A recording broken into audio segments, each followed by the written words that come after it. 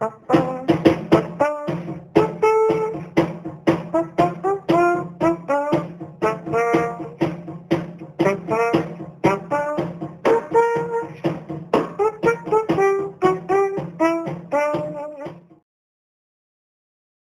am grateful that Susan asked me to introduce our speaker today, who's been a friend for a long time, Dr. Barbara Kates-Garnick.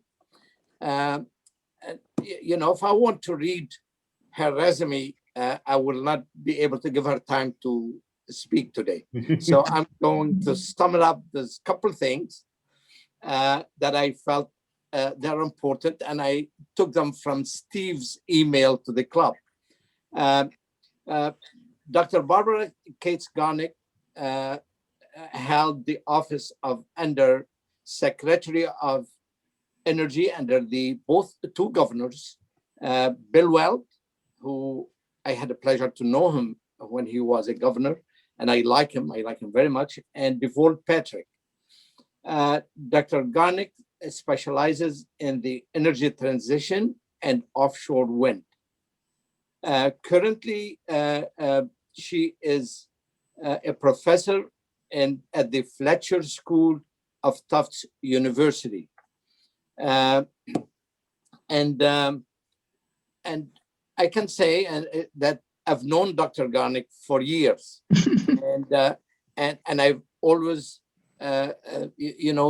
called her Barbara. So I always felt she is a close friend. She made me feel that way. I'm grateful for that. And this is the second time, Barbara, you speak to our club, right? I asked you years ago, and you many years ago, maybe, and this time too. So welcome, and let's hear you out. Thank you very much, Elias. First of all, I'm very honored to be here, and my friendship with Elias spans many years. I lived in Brookline for over 30 years and loved living there. We moved to Back Bay at some point in the last 10 years, but every time that I go up Route 9, and even if I don't stop at your station, I send you a happy thought. Just to know that it's there makes me feel good. So thank you very much. And also the fact that I'm preceding Karen Ward as a speaker is quite an honor, because she is amazing. If you don't know her, not only is she knowledgeable, but she's a great human being and does amazing things. So my topic is energy and the energy transition. And before I talk, and I have PowerPoints, I just sort of want to ask the group if you have a sense of what the energy transition may be. And even though it'll be a bit of a talk, I'd also love to have some interaction with you as well. So if I said the word energy transition, what thoughts would come to your mind? Karen? Electric cars. Okay, that's a great thought of the energy transition. Susan, you raised your hand? Move to clean energy. Clean energy, exactly. Laura? Wind farms. Wind farms, good. And Elias? Solar panels. Solar panels. Yes, George? Move away from fossil fuels, despite your bond with Elias over fossil fuels. Okay, Phil, did you raise your hand? I was going to say the same thing. Less gasoline sold at Audi Mobile. Right. Well, and you know what, Elias has enough time to think about the energy transition, and he and I talked about solar panels and electric cars, and knowing Elias, he'll figure out how to be still in business. By the way, what? Looking at my age, I'm exiting, so. That's how we all feel. Okay, I'm going to try to share my screen and see if I can give you a PowerPoint, but the whole point is for you to speak up to me. I won't be able to see you so well, so if you have a comment, just interact and interrupt because I have a lot to say, but it's more important to hear from you as well. So, you know, when one thinks about energy, one thinks about acting globally and acting locally. There is a huge local impact to energy, as you and I, and we all know over the years. Local means Brookline, town, and also state. And then when we talk globally, we're talking the federal government and of course the world. So one has to think of it, and all of the issues you raised on the energy transition are complicated and difficult. And what I was hoping today is to have that conversation with you. I have a very ambitious, you know, agenda here, but we might not get through all of it. So, you know, as I said, energy policy occurs on the federal state level. Massachusetts is in the New England region for energy. We are part of a regional energy grid. So the large lines when you're traveling down the highway that you see are lines that probably cross the New England states. The lines that you see in our town are distribution lines, and those are the lines from your local utility. So the most important thing to understand is when you talk about energy from our perspective, you have to think of it regionally. And you hear about a lot of issues of electricity from Canada and all sorts of issues. And that's because we're in a regional grid and market. And today you raised three issues that I'd like to talk about, which is natural gas, energy vehicles, and offshore wind. And anytime you're in a transition, you're going to have winners and you're going to have losers. We know that. And that's part of the challenge. The other thing that you need to think about is you need to think about the concept of incumbents and disruptors. So electric cars are disruptors. They're disrupting our transportation system, the way that we fuel our cars, the way that we manufacture our cars, but eventually disruptors become incumbents. And that's sort of an interesting concept to think about. And the whole issue with energy is it's filled with incumbents. Your utility, the utility that, you know, is your distribution utility, is an incumbent. And that means that it's been in the energy field a long time, and it embraces change at some point, but at some point it also resists change. And the other thing about incumbents tend to be that they're powerful and they understand how the system works. So anytime that you want to disrupt the system, you end up having to be an agitator. You have to figure out how to engage in changing the system. The other thing about energy is requires great analytical capabilities to be effective. You have to look at cost-benefit analysis. Am I better off than what if I get better off and my neighbor gets less better off? So those of you who like solar may actually be better off because you have solar panels on your roof, but your neighbor who doesn't have solar panels isn't benefiting. And by leaving the system, you may be causing a cost that your neighbor bears. Or if you get community solar and it's put in a town far away from you, you yourself may be benefiting, but then the people say, well, you knocked down my forest. So there are just so many issues when one is thinking about energy that makes one have to do, you know, analytical capabilities, winners and losers, incumbents and disruptors. So is there anybody have any thoughts or comments on this that I've brought up to date? Okay, so we can go to the next slide, but please do interrupt me. So the energy and the environment are linked. And I'm going to make a blanket statement. Climate change is real. There is no discussing about climate change not being real. It's like cigarettes, smoking cigarettes cause cancer. It is a scientific fact that climate change is real. And I will not, and this is just me, engage in any conversation that doubts climate change. So, but I wonder, are there any climate change doubters in the group? But that's sort of my basic underlying belief. Decarbonization means that you achieve net zero emissions across all all economic sectors.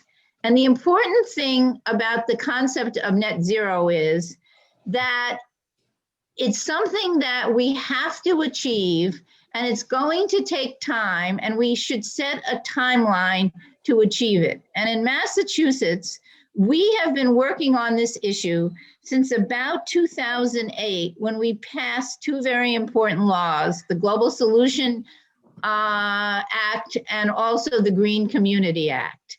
And we have to talk about energy in two ways. We have to talk about generation, and we have to talk about transportation. So when we talk net zero, deep decarbonization, we're talking about generation and transportation. We could also talk about buildings, and that's another topic. But generation of power produces electricity, and you get the electricity either through fossil fuels, which would be oil and natural gas, renewables, nuclear, waste, or biomass. When the electricity is generated, it goes from the plant over wires into the grid, and the grid is both called transmission if it's the big wires, and distribution, which I said brings the power to you in your town. The big challenge for New England over the years have been that we have been at the end of the grid, the end of the pipeline. And now with offshore wind, for the first time, we have our own generation capability in the region. The other thing is solar also means that we're not at the end of the grid. Batteries for storage, and the hot new topic today is hydrogen. Hydrogen as a transportation fuel, and hydrogen on the generation side. So you'll hear more and more over the years about hydrogen.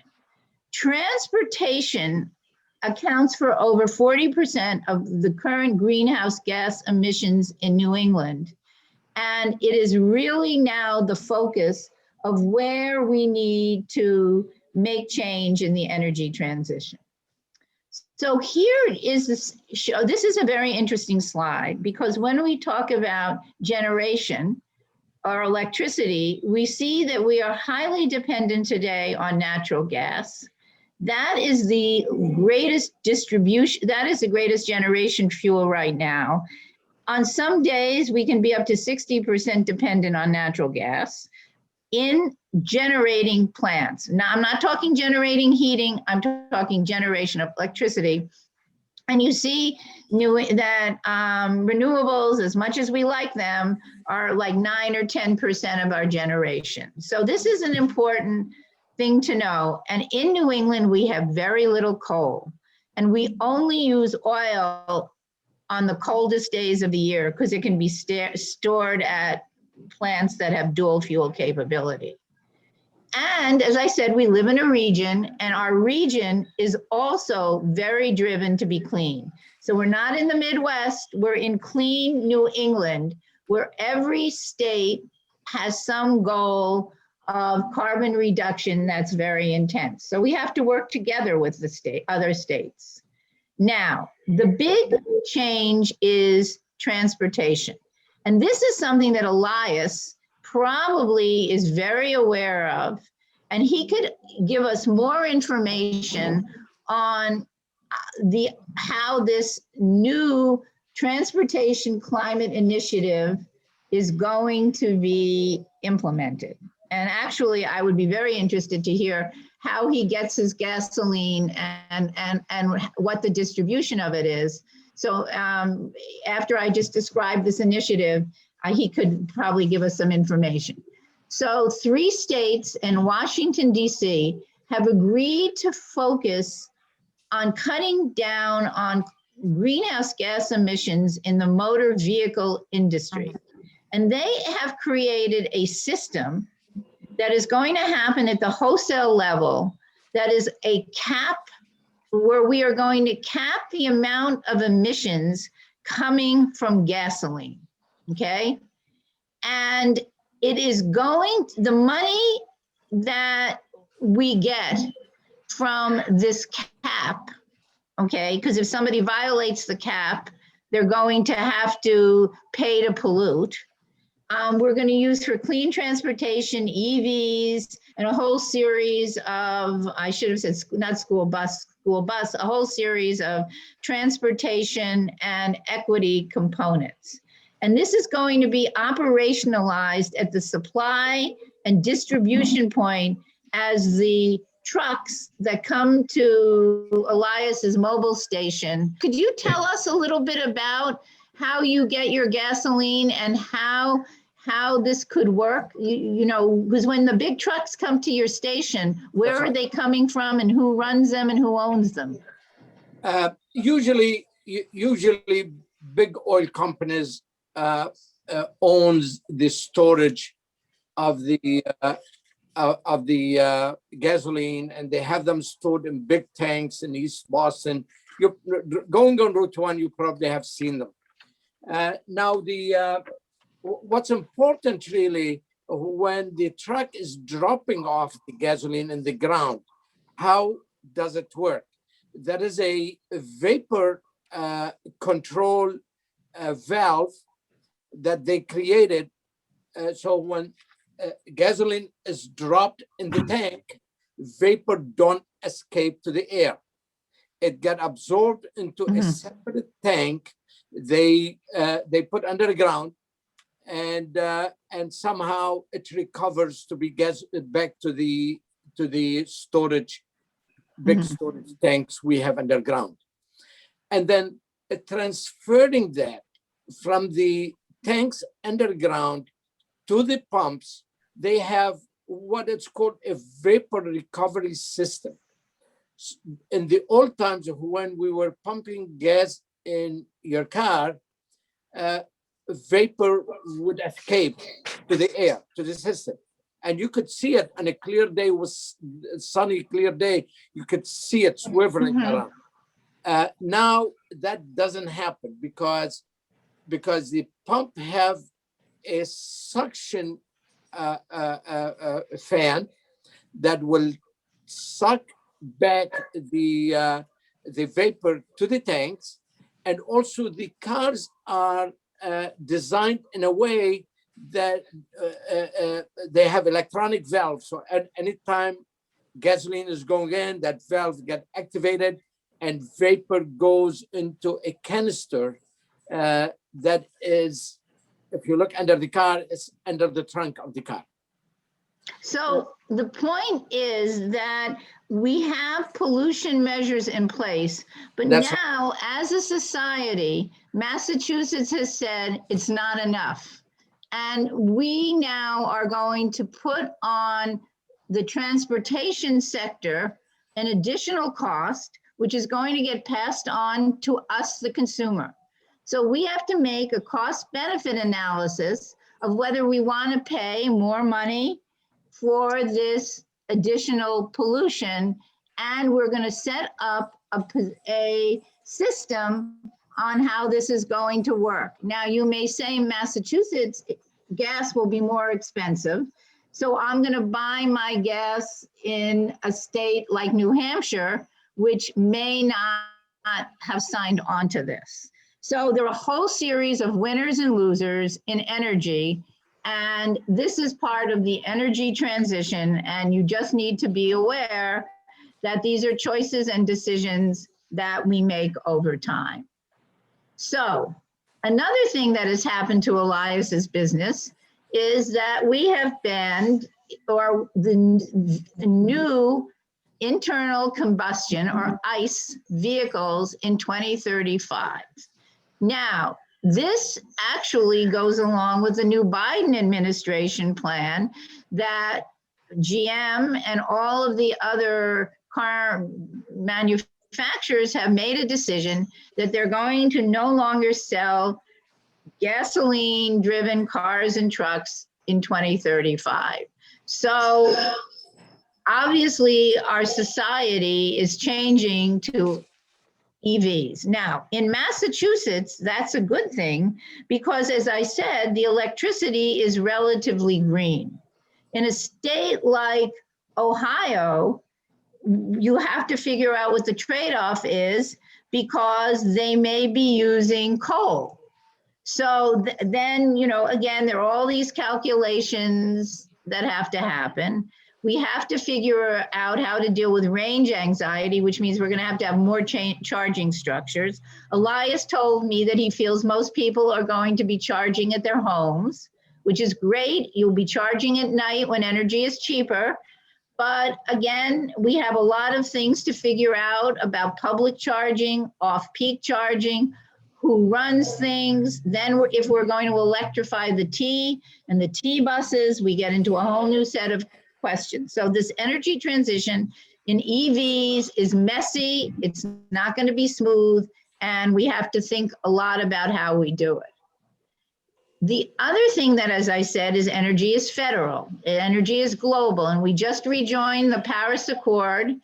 And the Biden administration has linked clean energy to infrastructure. And that is really the way to go, because we have to develop and refigure our infrastructure, refigure our grid, do all sorts of things to really make the changes that I talked about. The other thing that you have to know is that energy is tied to national security. All of the migrants, not all, but many of the migrants that are coming from South America are climate refugees, as there have been droughts, as there have been, you know, all sorts of situations. They don't make money from their farms anymore, and they are attracted to the United States. So by taking a global view of energy, we will be increasing our energy security. And the same thing is in the Middle East and in Africa. Refugees are often climate refugees, and that they go to the cities, and it leads to a whole global upset. So as I said, you know, the other thing that Biden will do is his administration is going to look at power plants. They're also addressing methane, which is something we're going to talk about in a minute. And the problem is, given the political situation right now, a lot is being done by executive order, not by law. And as we know, executive orders can change depending who the president is. So hopefully, as part of this whole COVID relief, we're going to get a lot of infrastructure and a lot of positive ways to deal with our energy situation. Now, this is offshore wind. Do all of you remember Cape Wind? Is that a name that rings a bell? I can't see everybody. Somebody say yes, no? Yes. Yes. Okay. So Cape Wind was a wind farm that was going to be planted in the middle of Nantucket Sound. And it had its backers and it had its detractors. And ultimately, for a series of reasons, Cape Wind did not come to fruition. But we learned a lot about the process that needs to happen in order to get wind. So as I said, we live in a region, we live in New England, but we also live in the Northeast, and we see New York, Connecticut, New Jersey, everybody has good wind potential. And there is now going to be a series of wind farms up and down the East Coast, all the way down to Virginia, and this is called offshore wind. And the federal government off in the US coastal waters, offshore, you know, farther offshore than Nantucket Sound, has established lease areas, and companies bid for the leased areas, and then have applied to the state to develop these wind farms. Now, I will tell you that the companies that have bid are European companies. And that is because in the United States, we do not, and we never developed the capability to do offshore wind. We didn't, and we left it to the Europeans. And if you go to the North Sea, if you go to Scandinavia, you see offshore wind flourishing. Offshore wind is part of the future of the energy transition. This is the critical aspect. It will mean jobs. It will mean new port. It will mean supply chain. This is where the jobs are. The states are very excited, but they're also very competitive because the state that gets the most offshore wind is going to get the supply chain and the business. So we, as a state in Massachusetts, need to support the development of the supply chains, and it's often in coastal communities. So the minute that you bring in offshore wind, you disrupt the fishing industry. How do you work with the fishing industry? Will you put environmental problems along the beaches? How do you connect into the grid? All of these are major issues, and you can be on one side or the other. But my own view would be that you want clean energy. This is the best way to get it at scale, and we'll have to figure out how to be fair and how to be equitable along the way.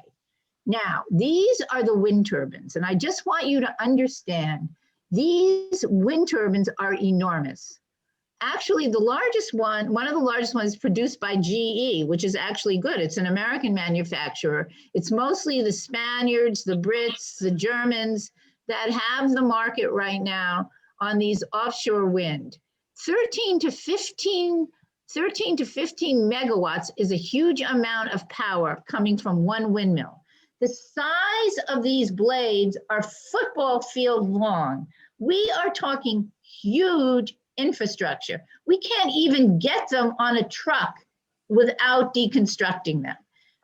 Just think about the opportunity that wind will bring to us for clean energy.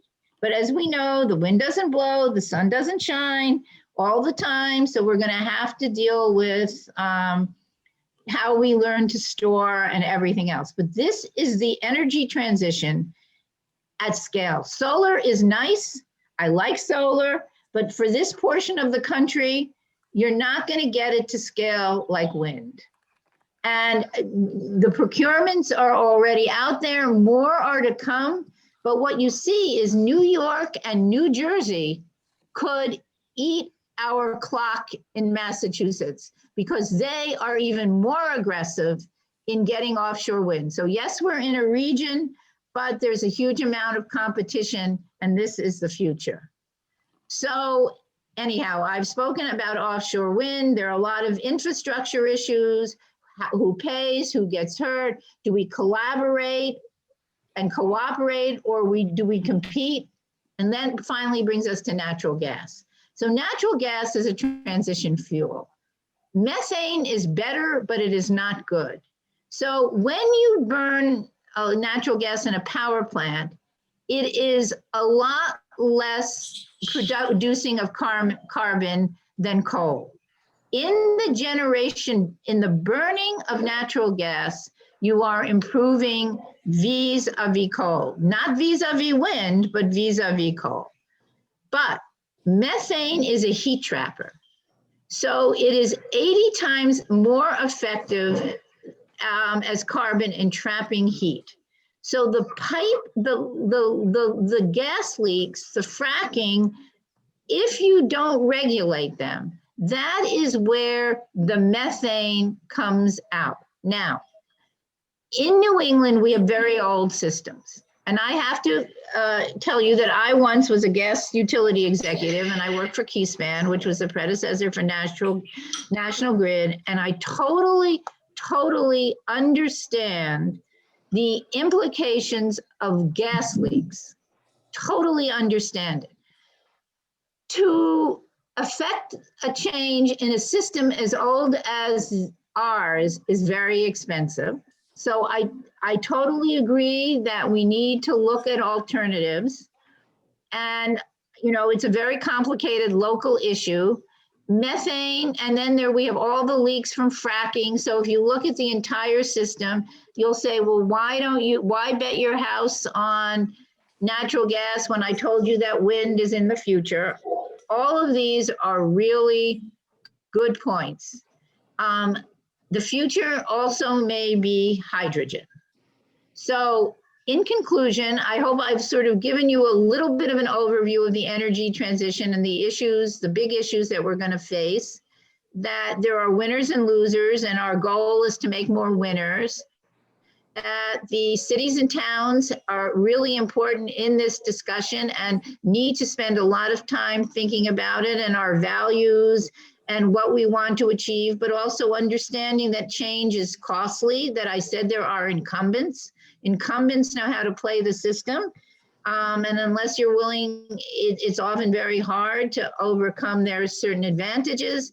But the future is in our hands, and I think it's a great one to think about. So I'm happy to answer questions and hope this was a helpful overview. Yes, Barbara, Yeah, this is Arnie Miller.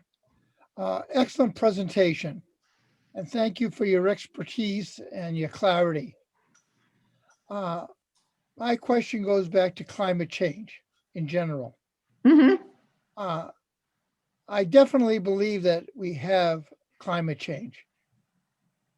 My question to you is, I feel that climate change is inevitable no matter what we do. So the question is, are we, all the things that you presented, are we just band-aiding and slowing up the change in climate change? We're not going to eliminate climate change. What are your feelings about that? I think as a globe, we have to take all of the measures above. So I think that we've set in process a system of warming the environment, but we know what we need to do to reduce the heat over a period of years.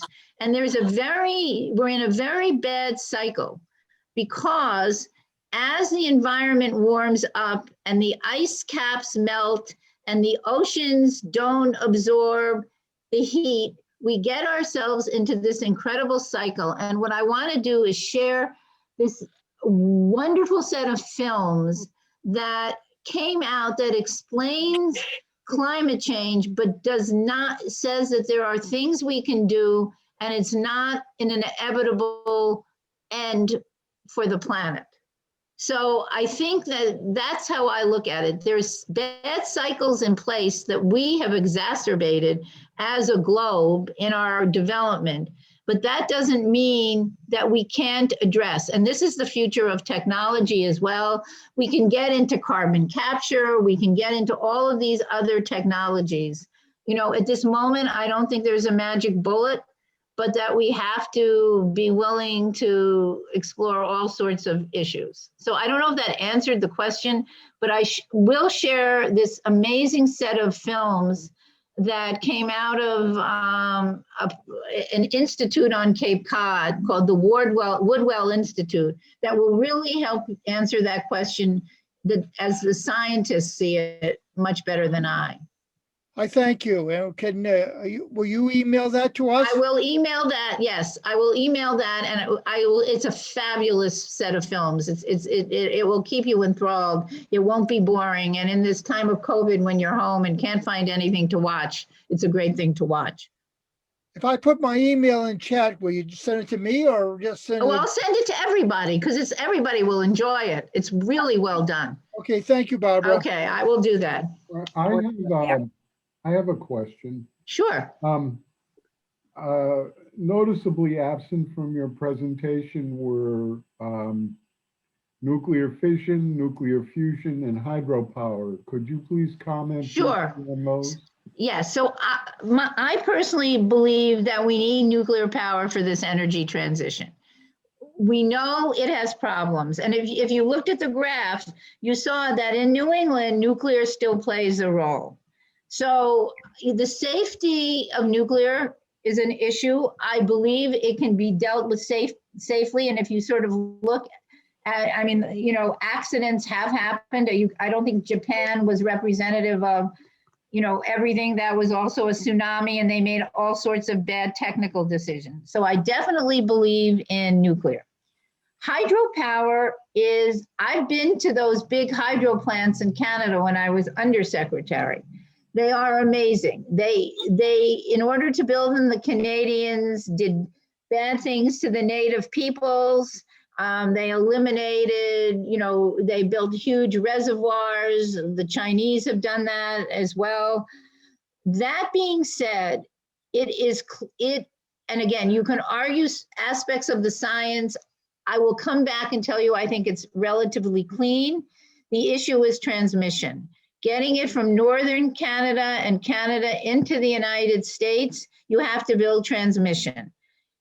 So that has created a huge issue for the states in New England, because New Hampshire said, well, we're getting the transmission lines, we're not getting the benefit of the clean energy, it's all going to Massachusetts.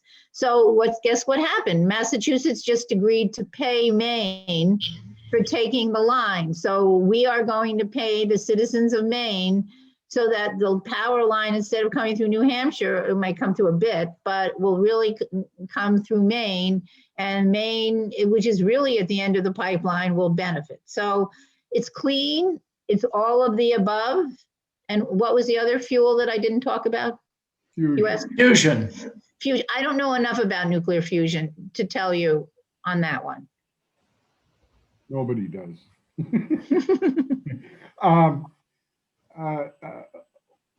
Phil, you're on mute. I've been reading about methane and livestock. So assuming that not everybody's going to stop eating meat, what is the impact of methane and livestock? Methane, and that's another alternative. There's something called renewable natural gas. And renewable natural gas would be garbage and a whole series of other methane technologies. So I think that, you know, there are ways in future of collecting those. In terms of eating cows and becoming vegans and vegetarians, I think that's a really difficult personal decision that's going to be very hard to, you know, implement. So I think it's a great thought, but I'm not sure that it's a solution long-term. But there's a lot of good green composting and other opportunities that we should do. Do you think that we can completely wean ourselves from coal and other fossil fuels in the by 2035? So, well, there's us and then there's the rest of the world. So do I think I think the United States could do a lot to reduce coal. I think and tar sands and everything along that line. So I think that coal is not going to be king at all in our country. That doesn't mean that the rest of the world is going to take that perspective. So the Chinese, who may be being active in terms of greening aspects of China, you know, where economic growth is a big thing, are exporting their coal plants to Africa. And so we're in a really big global conversation. And that was sort of, in my view, the tragedy of the last administration, is that we really didn't discuss and address the problems globally. And so, you know, what the trade-offs are going to be, what our societal values will be globally, we've got to give the developing world the ability to economically flourish. We've got to give the ability, this is where solar and microgrids and other technologies will come in. So, you know, we have no right to tell them they can't develop, and I appreciate that. But I think that globally, we need to look at this as a global problem. Barbara, how do you remain positive? This is such a complicated issue, and it involves so many people and so many decision makers. How do you remain positive on this? Because you take, well, for example, you take the good where you can find it. And that's why I'm such a proponent of offshore wind. The technology has so increased in offshore wind, and that we as citizens of Massachusetts need to educate ourselves on the opportunities that are there. So that's how I look at it. And I can tell you that I've worked for a utility. I worked for a competitive supplier. I've been a consultant. I've set regulatory rates in the state. So I have argued in certain respects on multiple sides and multiple times. But I understand this issue of incumbency and disruptor which I mentioned, that is really sort of the way that we need to think about, the energy situation. And the incumbent has so many advantages, but, I'm hopeful of young people. I'm a real fan of Greta Thunberg. I think what she did to inspire, whether she's going to be successful, whether her solutions are right, she's an inspiration of the future, our grandchildren. That's how I have to look at it, because we messed up, but we also did good things, because look at the society in which we live. And Elias's business, he says he wants to get out of it, but just think of his entrepreneurship and his ability to look at problems and figure out how to bring us eventually, as he transitions, because he makes his money on these engines. Forget the gasoline. He's such a got a skilled group of mechanics. How are they going to transition into these cars that don't require the technical aspect that his mechanics have now? So you're going to have people like him who are thinking about these problems at the base level. He employs people. He provides them jobs. I mean, that's what we have to think about when all these people speak against fossil fuel cars. There are jobs, there are people, there's entrepreneurship. We just have to understand and respect all of that as we make the change. And that's how I look at it. Thank you. So, and that's why I just appreciate all you do, Elias, because your gas stations are engines of growth. They're not just engines of repair. No, you're right. You're 100% right about it's a whole team effort. Like the whole society have to work together. It shouldn't be us against them. It's we messed up. You're right. We messed up in the past, but we have to deal with this mess up to get out of it to a better thing and better future. No, you're right, 100%. And I think the entrepreneurs of the future, the future Elias Audis are going to make the difference. And that's why I'm positive. And I do thank you very much, Barbara, for coming and joining us. Maybe 20 years from now, Elias, I'll come back. And at that point, who knows? I'm still alive.